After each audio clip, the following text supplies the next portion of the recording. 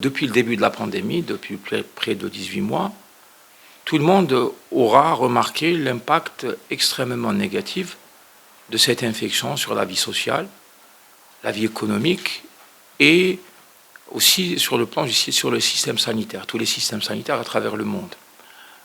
Les indicateurs clés sont une saturation des hôpitaux, en particulier des lits de réanimation, et aussi, surtout, des difficultés à assurer les soins de base.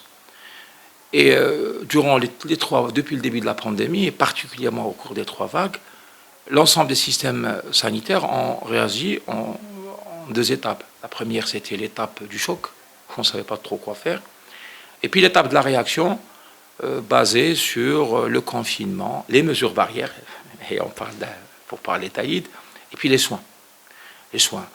Alors il faut dire que ce qui a marqué cette démarche, la prise en charge de cette infection Covid, c'est que les progrès scientifiques ont grandement influencé la prise en charge de cette pandémie.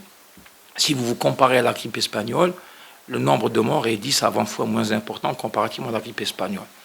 C'est-à-dire que les progrès de la science a toujours une place prépondérante pour expliquer correctement les choses et puis pour faire avancer et avancer dans la démarche quand on a affaire à ce genre de situation. Alors, vous me parlez d'Aïd, même si les gens ont tendance à se concentrer sur l'Aïd, les mêmes règles sont valables au moment de l'Aïd, avant l'Aïd, après l'Aïd. Et avant, durant et après l'Aïd. Donc, je ne fais pas de la période de l'Aïd une période spécifique, puisque des rassemblements de nature différente se produisent tout au long de l'année. Ce que je dis, c'est que les gestes barrières dont tout le monde parle matin et soir, et en particulier la propreté des mains, parce que ça reste une maladie manuportée, doivent toujours être respectés. Je ne vais pas trop m'étaler sur les gestes barrières, sur la distanciation sociale, mais d'une manière générale, je ne fais pas de l'Aïd une période particulière, ce qui était valable avant l'Aïd, le reste sera durant l'Aïd et après l'Aïd. Maintenant, ce qui est important à dire, c'est que toute cette stratégie a un peu montré ses limites. Puisque après 18 mois de la pandémie, le virus est toujours là.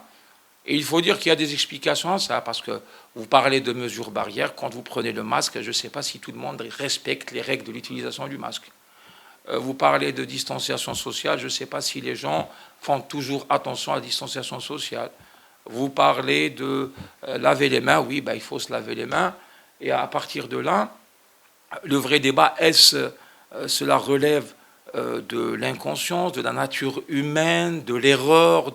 C'est très complexe, mais ce qui est certain, c'est que, on ne dira jamais assez que la propreté est au centre de la transmission, de la non-transmission des maladies virales.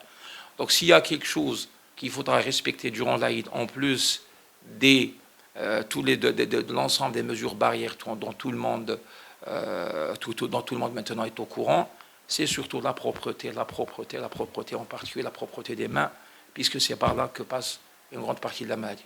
Évidemment, quand on est malade, il faut éviter de rentrer en contact avec les gens parce qu'on favorise la survenue, le développement des clusters, et tout le monde connaît la suite la suite des événements.